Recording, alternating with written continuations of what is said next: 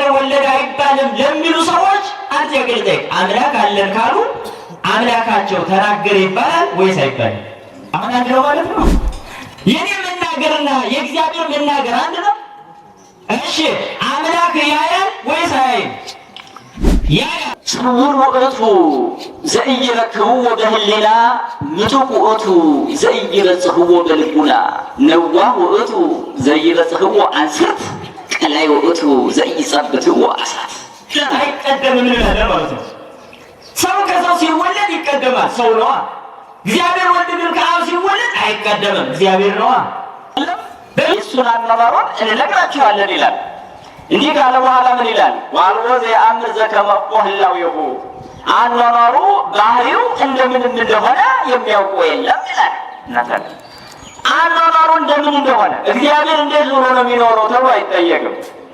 እግዚአብሔር የት መጣነት የማይነገርለት የሰዎችን አይምሮ በሙሉ የሚገፋ ኃይል ያለው ባለመታወቅ ጨለማ ውስጥ የተሰወረ ነው። ወርሴ ጽልመተ ስዋሩ መኖሪያውን መሰወሪያውን ጨለማ አደረገ ይላል። በጨለማ ውስጥ ምን እንዳለ እንደማይታወቅ ሁሉ ስለ እግዚአብሔር ሀልዎት የሚያስብ አይምሮ እንዴት እንደሚኖር ሳይደርስበት በጨለማ ተዘግቶ ይመለሳል። የእያንዳንዱ የእውቀት ጥላ ስሩ በታች ያለ ነው። የአዋቂዎች እውቀት አይደርስበትም። ይህንን ደግሞ ሊቁ ኤጲፋንዮስ በክረምት የሚቀደስ ቅዳሴ እንዲህ ሲል ይገልጸዋል። ስውር ውእቱ ዘኢይረክብዎ በህሊና ምጡቅ ውእቱ ዘኢይበጽሕዎ በልቡና ነዋህ ውእቱ ዘኢይበጽሕዎ አንስርት ቀላይ ውእቱ ዘኢይጸብትዎ አሳት።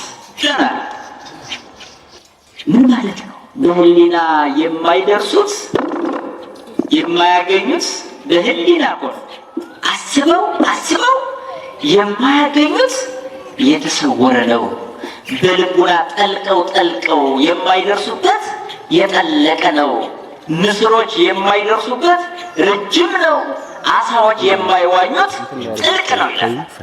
አሳዎች የማይዋኙት ንስሮች የማይደርሱበት ማለት በመንፈሳዊ እውቀት በጣም አደጉ የሚባሉ መላእክት የማይደርሱበት ማለት ነው። ባችሁን ከፍ አድርጉ። በጣም በተመስጦ የሚሰማ ነው እና ይህ እግዚአብሔር በአንድ መለኮት፣ በአንድ ባህሪ፣ በአንድ ፈቃድ፣ በአንድ ስልጣን በሶስት አካላት ይገለጣል። ታዲያ ሶስቱ አካላት ሶስት ግብር ያላቸው ናቸው። የጃንደረባ ኢየሱስ ክርስቶስ የማን ልጅ እንደሆነ አምናለሁ አለ? የእግዚአብሔር ልጅ እንደሆነ አምናለሁ አለ። የእግዚአብሔር ልጅ ራሱ እግዚአብሔር እንደሆነ አምናለሁ ማለቱ ነው። የአምላክ ልጅ ራሱ አምላክ እንደሆነ አምናለሁ ማለቱ ነው።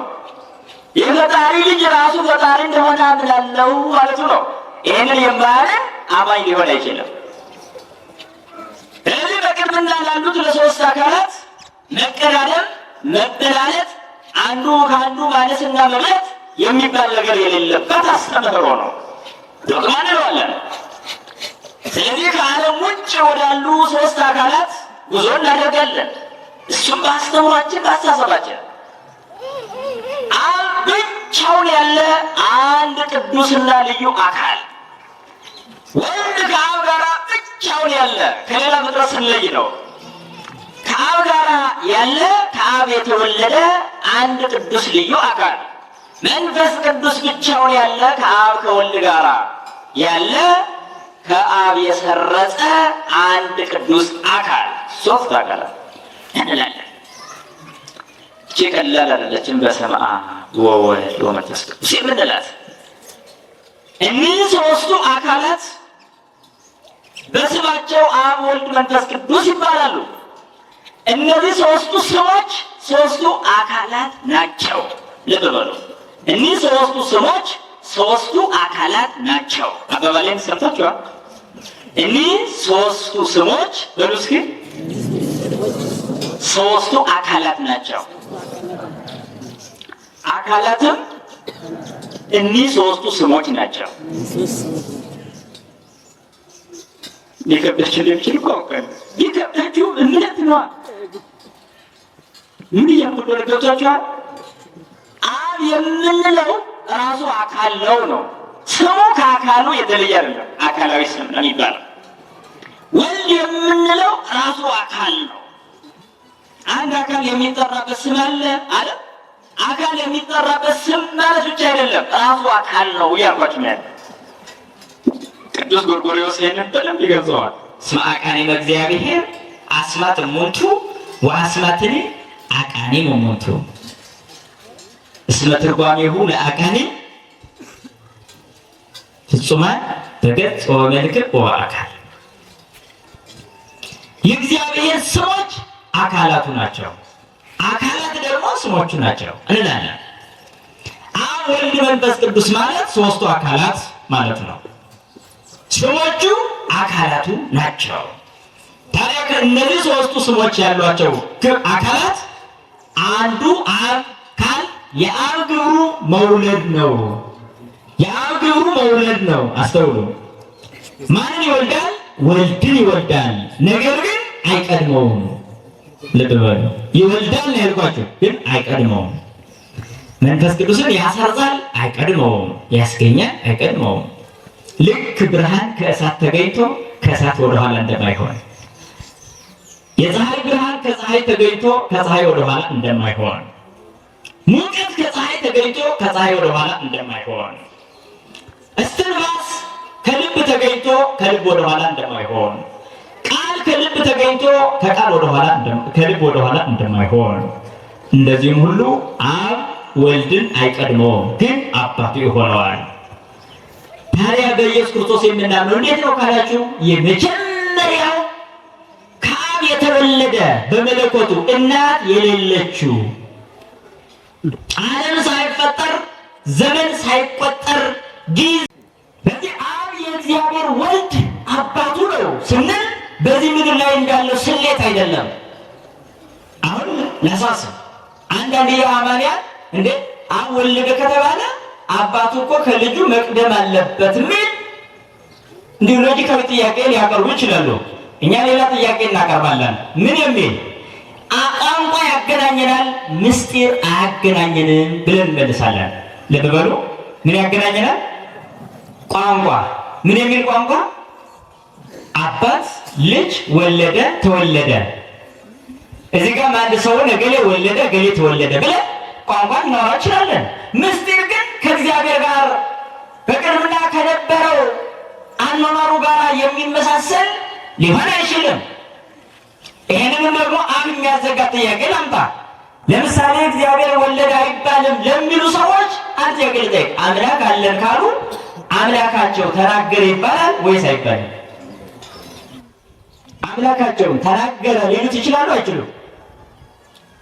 ይሉታል እንጂ ተናገረ ካሉ እኔም እየተናገርኩ ነው። አሁን አንድ ነው ማለት ነው። የኔ መናገርና የእግዚአብሔር መናገር አንድ ነው። እሺ አምላክ ያያል ወይስ አያይም? ያያል፣ እኔም አያለሁ። እኩል ነው? እኩል ነው። እሺ ፈጣሪ ያውቃል ወይስ አያውቅም? ያውቃል፣ እኔም አንድ ነገር አውቃለሁ። ስለዚህ እኩል ነን ማለት ነው። እሺ እግዚአብሔር አብ ወልድን ወለደ። በጣም ጥሩ። አንድ ደግሞ እዚህ ጋር አንድ ሰው ገለ ወለዳለ። እኩል ነው አይደለም? አይሁን አይሁን። ማሳደግ ያንተ ድርሻ ነው። ቋንቋ ያገናኛል፣ ምስጢር አያገናኝም። እግዚአብሔር በቅድምና የነበረ ነው።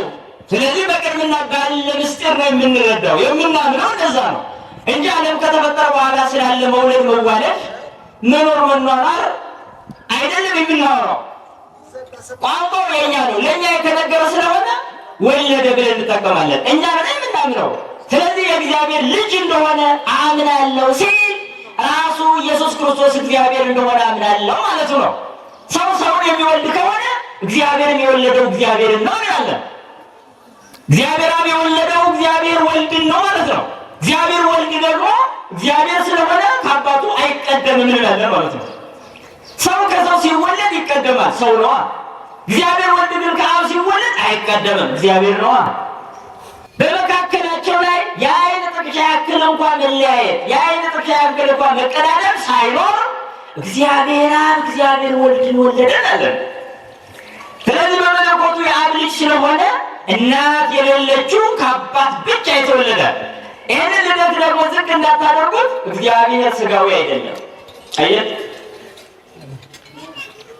ስጋዊ ደማዊ አካል የለውም፣ ነፍሳዊ አካል የለውም። ነፍሳዊ እኛ ነፍስ አለን፣ ለእግዚአብሔር ግን ነፍስ አለው ተብሎ አይነገርለትም።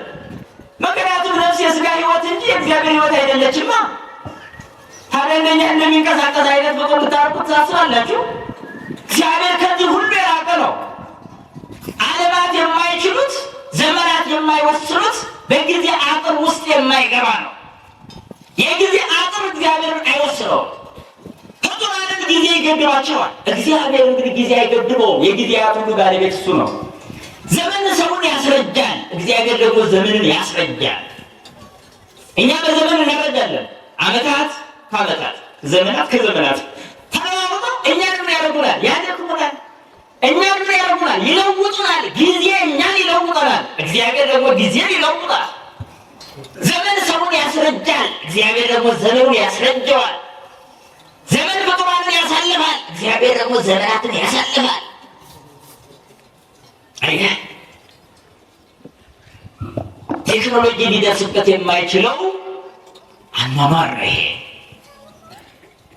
ከዚህ ዓለም አጥር ውጭ ነው። እግዚአብሔር ከምስጢሩ፣ ካነጋገሩ፣ ከሁኔታው፣ ካኗኗሩ ሁሉ ስትረዱት እግዚአብሔርን ከዚህ ዓለም ውጭ ተረዱት። እግዚአብሔር በዚህ ዓለም ቋንቋ ተገልጾ የሚያበቃ አይደለም። በዚህ ዓለም ጥናት የሚገኝም አይደለም። እንደ ማዕድናት ቆፍረህ የምታገኘው እግዚአብሔር የለም። በምርምር የማይደረስበት፣ በእውቀት ጠልቀው የሚመረምሩ እንኳ የማያገኙት ስውር ነው እግዚአብሔር። ስለዚህ እግዚአብሔር ወልድ ከእግዚአብሔር አብ መወለዱን አምናለሁ ማለቱ ነው። በዚህ ነው ቤተክርስቲያናችን ተመስርታ ያለች። ኢየሱስ ክርስቶስ የባህሪ አብ የወለደው የባህሪ አምላክ ነው ብሎ በሚያምን እምነት ውስጥ ነው ያለች ቤተክርስቲያናችን። ቤተክርስቲያን ስንል እኛው ነን። እኛ የምናመልከው አምላክ ነው ማለታችን ነው። በጊዜያትማ ሁኔታዎች የሚለዋወጥ አምላክ ቢሆንማ ለምን እንደዚህ መስዋዕትነት እንከፍላለን? ለምን እንደክማለን? ታዲያ ይህማ ከሆነ ፍጡር ሆነ እኮ። ይህማ ከሆነ እኮ ራሱ ጊዜ የሚቀይረው ከሆነ እኮ እንደ ምድራውያን ነገስታት፣ እንደ ምድራውያን መሪዎች ሆነ እኮ። እንደዛማ አይደለም። ለዚህ ነው ነቢዩ ዳንኤል ጥበብ ኃይል ለእርሱ ነውና የእግዚአብሔር ስሙ ከዘላለም እስከ ዘላለም ይባረክ ያለው። ጊዜያትና ዘመናትን ይለውጣል፣ ነገስታትን ያፈርሳል፣ ነገስታትን ያስነሳል፣ የጠለቀውንና የተሰወረውን ይገልጣል፣ ጥበብን ለጠቢባን እውቀትን ለአስተዋዮች ይሰጣል፣ በጨለማ ያለውን ያውቃል፣ ብርሃን ከእርሱ ጋር ነው ይላል። ብርሃን ከእርሱ ጋር ነው። አዩ ጨለማ የማይፈራረቅበት፣ ክረምትና በጋ የሌለበት፣ ወራትና ዘመናት የማይቀያየሩበት፣ ሁሉ በሱ ጥላ ስር የተያዘ ነው።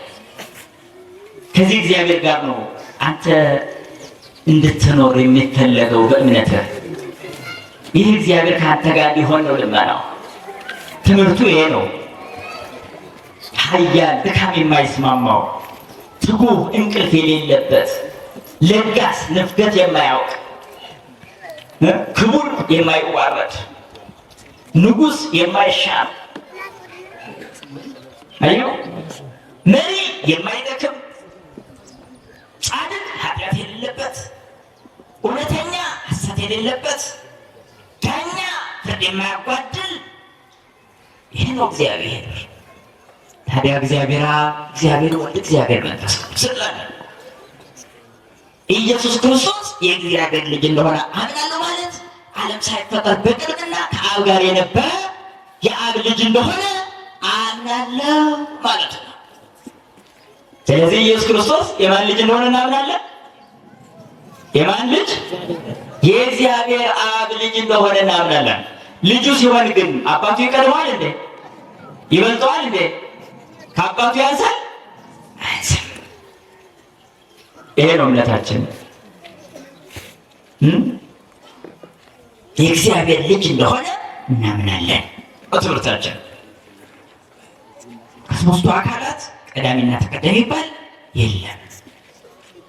ይሄ ዓለም ሳይፈጠር ከአብ ጋር የነበረውን አኗኗሩን ነው የምናምነው። ሁለተኛ የእግዚአብሔር አብ ልጅ ሲባል እናት የሌለችው እንደሆነ እናምናለን። አስተውሉ። በቀዳሚ ልደቱ ሁለት ልደት ነው ያለው ኢየሱስ ክርስቶስ። የመጀመሪያው በአካላዊ ቃልነት የኖረበት ቀዳማዊ አኗኗሩ ነው። በዚያ እናት የሌለችው አባት ብቻ ያለው ነው። ላዕላዊ ልደት ነው የሚባለው። ከፍተኛ ልደት፣ የሰው አይምሮ የማይደርስበት ልደት ነው። በዚያ ምን የለችው? እናት የለችው። ጡት አጥብታ የምታሳድግ እንደ ጽንስ ደግሞ ሆዷ ላይ የምትሸከም እናት አታስፈልገው የለችው። ኢትንስሱ ሎቱ እመ በሰማያት ወአበ በዲበ ምድር። በሰማይ እናት አትፈልጉለት። በወተት በፍትወት የምታሳድግ የምትንከባከብ ሞግዚትም አትፈልጉለት የለም። ስለዚህ እናት የለችው እንላለን። በሰማያዊ ልደቱ፣ በቀዳማዊ ልደቱ፣ ሰማይ ምድር ሳይፈጠር በነበረ ልደቱ እናት አታስፈልገውም ነው። እንዲህ እንደሆነ እናምናለን። እንደገና ግን እግዚአብሔር ራሱን ሰውሮ ሊኖር አልወደደምና ለፍጡራን ራሱን ሊገልጥ ወደደ። ይሄ ደግሞ አስደናቂው ኢየሱስ ክርስቶስን የምናምንበት ትልቅ አመጣጥ ነው። ልብ በሉ። ጊዜያት ዘመናት ሳይኖሩ ዓለማት ሳይፈጠሩ የነበረው አኳኋን ከሰው አይምሮ የራቀ። አሁን ግን እግዚአብሔር እንዲሁ ጨትን ባለ መንገድ እንድንኖር አልወደደም። ስለ ራሱ ፍንጭ የሌለን ሆነን እንድንቀር አልወደደም። ስለዚህ ምን ማድረግ ፈለገ? ራሱን ሊገልጥ ወደደ። በባህር ውስጥ ያለ አሳ አንበሪ ብቅ ብሎ እንደገና ጥልም እንደሚል በፈቃዱ እግዚአብሔርን በፈቃዱ ወደኛ ራሱን ሊገልጥ ወደደ። ይሄንን ፍቅር እንዴት አድርጌ እንደምነግራችሁ አላውቅም። ይሄን ፍቅር በምን አይነት ቋንቋ ልገልጥ እንደምችል አላውቅም። ይሄንን ትህትና በምን አይነት ቋንቋ ልገልጥ እንደምችል አላውቅም። ኢየሱስ ክርስቶስ የእግዚአብሔር አብ ልጅ ነው። አዎ፣ ከዘመናት በኋላ ከፍጥረተ ዓለም 5500 ዘመን ሲፈጸም እንደገና ከሰው ልጆች መካከል አንዲት ድንግል ለራሱ ማደሪያነት መረጠ። ይሄን ማንም ሊቃወሙ አይችልምና አንዲት ንጽሕት ድንግል ሴትን መረጠ በማህፀን